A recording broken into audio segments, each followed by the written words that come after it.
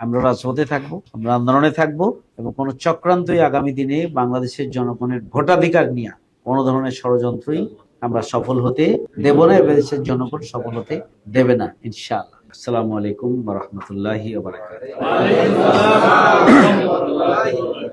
আল্লাহ তাআলা শুকরিয়া আদায় করছি, আলহামদুলিল্লাহ, যার একান্ত মেহেরবানিতে কামাতে দিনের এই মহান কাফেলার সাথে আমরা নিজেদেরকে সম্পৃক্ত রাখার তৌফিক লাভ করেছি, আলহামদুলিল্লাহ। রাসূল করিম সাল্লাল্লাহু আলাইহি ওয়াসাল্লামের প্রতি দুরূদ ও সালাম বর্ষিত হোক, সাল্লাল্লাহু আলাইহি ওয়াসাল্লাম।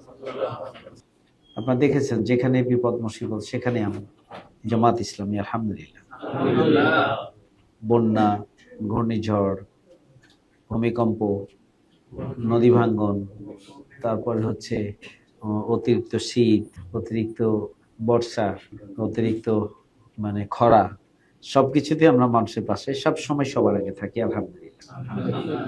সুতরাং বাংলাদেশ জামাত ইসলামীর তো অমুসলিমদের প্রতি আহ্বান জানানো, অমুসলিমদেরকে সংগঠনের দাওয়াত দেওয়া, এটি আমাদের নিয়মিত কর্মসূচি।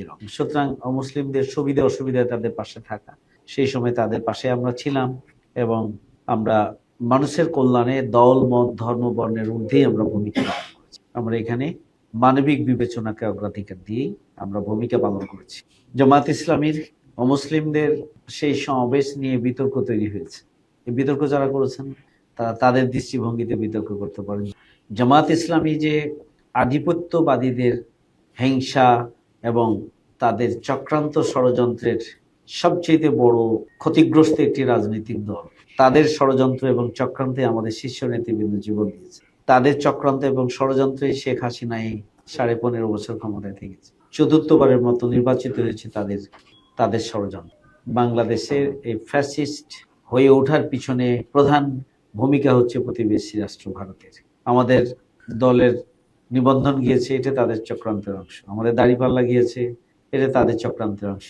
আমাদের দলকে নিষিদ্ধ করা হয়েছে, এটাও তাদের চক্রান্তের।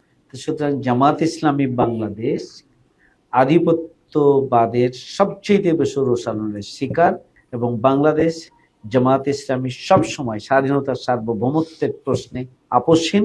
আমরা বাংলাদেশে প্রতিবেশী রাষ্ট্রের কোনো দাদাগিরি বা মাতব্বরিকে আমরা সবসময় প্রতিবাদ জানিয়ে আসছি। আমরা প্রতিবেশী রাষ্ট্রের সাথে আমরা মর্যাদার ভিত্তিতে আমরা সম্পর্ক চাই। শুধু প্রতিবেশী রাষ্ট্র না, যে কোনো রাষ্ট্রের সাথেই আমাদের পারস্পরিক দ্বিপাক্ষিক সম্পর্ক হবে মর্যাদার, হবে পারস্পরিক স্বার্থ সংশ্লিষ্ট এবং সম্মানের। এখানে কোনো কর্তৃত্ব বা দাদাগিরি এটা কখনোই বাংলাদেশ জামাত ইসলামী এটা মেনে নেয়নি, এবং সবসময় এটার প্রতিবাদ করেছে। 15.5 বছরের জনগণের ক্ষতিগ্রস্ত বিপর্যস্ত তারা এগুলো নিয়ে তাদের দাবি দেওয়া নিয়ে আন্দোলন করেছে। সেখানেও জামাত ইসলামী খুবই দায়িত্বশীল ভূমিকা পালন করে। কিন্তু এই সমস্ত আন্দোলনের পিছন দিয়ে আবার ফ্যাসিস্ট অপশক্তি প্রতি বিপ্লবের জন্য চক্রান্ত করেছে, এবং প্রত্যেকটা চক্রান্ত আল্লাহর রহমতে ব্যর্থ হয়েছে, এবং অনেক ক্ষেত্রে এইসব পরিস্থিতি উত্তরণের জন্য, নিয়ন্ত্রণের জন্য এইসব ক্ষেত্রে জামাত ইসলামীও যেখানে যে ভূমিকা রাখা দরকার সেখানে সেই ভূমিকা পালন করেছে। অবশ্যই নির্বাচনের আগে নির্বাচন ব্যবস্থা, পুলিশ প্রশাসন, আইন শৃঙ্খলা বাহিনী এবং বিশেষ করে জনপ্রশাসন, এগুলোর সংস্কার অবশ্যই হতে হবে। আমরা বলেছি নির্বাচনের সাথে ওতপ্রোতভাবে সংশ্লিষ্ট সংস্কার না হয়ে যদি নির্বাচন হয় তাহলে সেই নির্বাচনে আবারও ফ্যাসিবাদের উত্থান।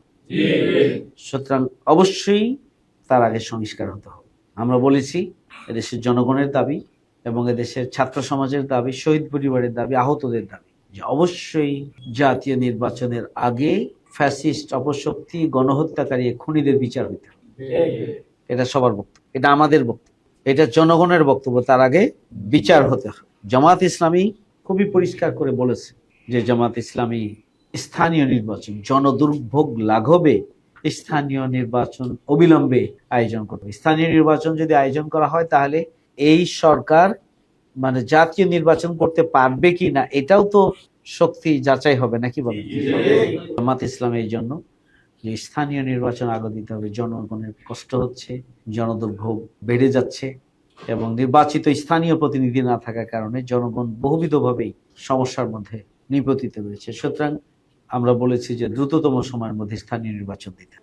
5ই আগস্টের চেতনা হচ্ছে উই ওয়ান্ট জাস্টিস, আমরা ন্যায় বিচার চাই, আমরা ইনসাফ চাই, আমরা দুর্নীতি, সন্ত্রাস এবং চাঁদাবাজ মুক্ত বাংলাদেশ চাই, আমরা বৈষম্যহীন বাংলাদেশ চাই। এটাই তো 5ই আগস্টের চেতনা। 5ই আগস্টের চেতনা হচ্ছে দিল্লি না ঢাকা, ঢাকা ঢাকা। ফ্যাসিস্ট অপশক্তি যাদের দোসর হিসাবে, প্রতিনিধি হিসাবে বাংলাদেশে ভূমিকা পালন করেছিল, আগামী দিনে কোন সরকার 5ই আগস্টের চেতনা দাবি হচ্ছে যে কোন সরকার আগামী দিনে প্রতিবেশী রাষ্ট্রের কেরণক হিসেবে বাংলাদেশে ভূমিকা পালন করতে পারবে না। তো জামাত ইসলামী এত নিপীড়নের পরও আন্দোলন সংগ্রামে, দেশের প্রয়োজনে, জনগণের অধিকার আদায়ের প্রশ্নে এবং ইসলামের প্রশ্নে জামাত সবসময় আপসহীনভাবে রাজপথে ভূমিকা পালন করে, প্রথম কথা। দ্বিতীয় কথা হচ্ছে যে জামাত ইসলামী বাংলাদেশের শীর্ষ নেতৃবৃন্দকে হত্যা সহ 20,000-এর অধিক মিথ্যা মামলা, লক্ষ লক্ষ নেতাকর্মী ঘর ছাড়া, বাড়ি ছাড়া এবং চাকরি ছাড়া, ব্যবসা ছাড়া হয়েছে, মানবেতর জীবনযাপন করেছে খোলা আকাশের মাঠে বছরের পর বছর লক্ষ লক্ষ নেতাকর্মী। আমাদের লক্ষ লক্ষ নেতাকর্মী জেলখানায় মানবেতর জীবনযাপন করেছে বছরের পর বছর। আমাদের শীর্ষ নেতৃবৃন্দের পরিবারের সদস্যদেরকে গুম করা হয়েছে। আমাদের আমির জামাত সহ 11 জন শীর্ষ নেতা সহ প্রায় 500 নেতাকর্মীকে হত্যা করা হয়েছে। আমাদের নিবন্ধন বাতিল হয়েছে, আমাদের দাড়িপাল্লা কেড়ে নিয়েছে, আমাদের জামাত ইসলামীকে প্রতীক কেড়ে নিয়েছে, আমাদের জামাত ইসলামীকেও নিষিদ্ধ করে। সুতরাং এদেশের জনগণের কাছে এটি পরিষ্কার যে জামাত একটা সবচেয়ে বড় মজলুম দল এবং আমাদের উপরে নিপীড়ন সবচেয়ে বেশি হয়েছে। 3 নাম্বার হচ্ছে এত কিছুর পরেও জামাত ইসলামের শীর্ষ নেতৃবৃন্দকে কিনে নেওয়া যায়নি ভয়, ভীতি, ফাঁসির মঞ্চে নিয়ে। নেতৃবৃন্দকে দুর্বল করা যায়নি এবং নেতৃবৃন্দ কারোর সাথে আপোষ করে। আলহামদুলিল্লাহ, আল্লাহ আমাদের নেতৃবৃন্দকে শাহাদাতের সর্বোচ্চ মর্যাদা দান করে।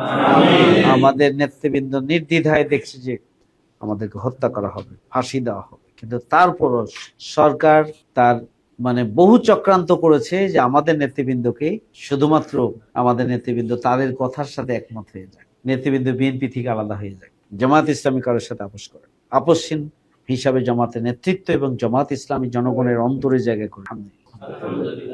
জামাত ইসলামী বাংলাদেশ এত নিপীড়নের পরও জামাত ইসলামী বাংলাদেশ ব্যাপক ভিত্তিক সোশ্যাল ওয়েলফেয়ার কার্যক্রম পরিচালনা। এই যে সৎ, দক্ষ, দেশপ্রেমিক নাগরিক তৈরির জন্য আমরা যে এতদিন কাজ করছি, তার একটা ফল তো আমরা এখন পাচ্ছি নাকি?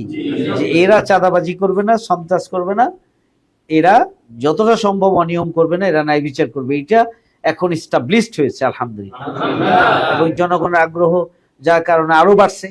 এতক্ষণ যে জামাতের ভূমিকার কথা বললাম, এসব কারণেই জামাত ইসলামের প্রতি জনগণের আস্থা এবং ভালোবাসা উত্তরোত্তর বৃদ্ধি পাচ্ছে। এখন এই জন্য জামাত ইসলামের বিরুদ্ধে ষড়যন্ত্র শুরু হয়েছে। আগস্টের আগের সময় আর আগস্ট পরবর্তী সময় বাংলাদেশের যে রাজনীতির গতিবিধি, তাতে আমরা বিশ্বাস করি যে কারোরই কোনো চক্রান্ত দেশের, ষড়যন্ত্র দেশের জনগণ বাস্তবায়ন হতে দেবে না ইনশাআল্লাহ। এবং আমরা তো আর হাত পকেটে ঢুকিয়ে রাখবো না, নাকি বলেন? আমরা রাজপথে থাকবো, আমরা আন্দোলনে থাকবো এবং কোনো চক্রান্তই আগামী দিনে বাংলাদেশের জনগণের ভোটাধিকার নিয়ে কোনো ধরনের ষড়যন্ত্রই আমরা সফল হতে দেব না, এবং দেশের জনগণ সফল হতে দেবে না ইনশাআল্লাহ। এখন খুবই পরিষ্কারভাবে আমরা বলতে চাই, যদি কোনো সংস্কার ছাড়া আবার নির্বাচন হয়, তাহলে আবারও ফ্যাসিবাদের উত্থান ঘটবে, নতুন কিছু হবে না। কারণ নেতৃত্বের পরিবর্তন, মানসিকতার পরিবর্তন, রাজনৈতিক দলগুলোর নিজেদের আলাপ আলোচনা করে নতুন বাংলাদেশ বিনির্মাণে বাধ্যকতা কিছু যদি আরোপ করা না হয়, তাহলে আগামী দিনে আবারও নির্বাচনে হাত বদল হবে, ক্ষমতার পালাবদল হবে। কিন্তু এই ক্ষমতার পালাবদল কোনো বৈষম্যহীন, ন্যায় বিচারের ইনসাফপূর্ণ, সৎ ইনসাফপূর্ণ এবং দুর্নীতিমুক্ত, সন্ত্রাস ও চাঁদাবাজ মুক্ত কোনো রাষ্ট্র জনগণকে উপহার দিতে পারবে না। এটা কোনো সন্দেহ নেই, এটা কোনো সন্দেহ নেই। এখন জনগণের কাছে এটা পরিষ্কার যে কিছু ভালো মানুষ থাকলে জামাত ইসলামের কাছে আছে, আর বাকিরা যারাই আসবে তারাই লুটপাট করবে, তারাই দুর্নীতি করবে, তারাই সন্ত্রাস করবে, চাঁদাবাজি করবে। এটা আজকে জনগণের কাছে পরিষ্কার। আমরা যদি ক্ষিপ্রতার সাথে ভূমিকা পালন করি, আল্লাহ সাহায্য যদি পাই, দেখবেন যে আমরা এগিয়ে যাবো ইনশাআল্লাহ। তো সবাইকে অনেক শুকরিয়া, ভালো থাকবেন। সুবহানাকাল্লাহুম্মা বিহামদিকা আশহাদু আল্লা ইলাহা ইল্লা আনতা আস্তাগফিরুকা ওয়া আতুবু ইলাইক। আসসালামু আলাইকুম ওয়া রাহমাতুল্লাহি তাআলা ওয়া বারাকাতুহু। আমরা ছিলাম, আছি, রব কোরআনের ময়দানে, বিজয়ের এই ক্ষণে, সবুজের এই নীড়ে।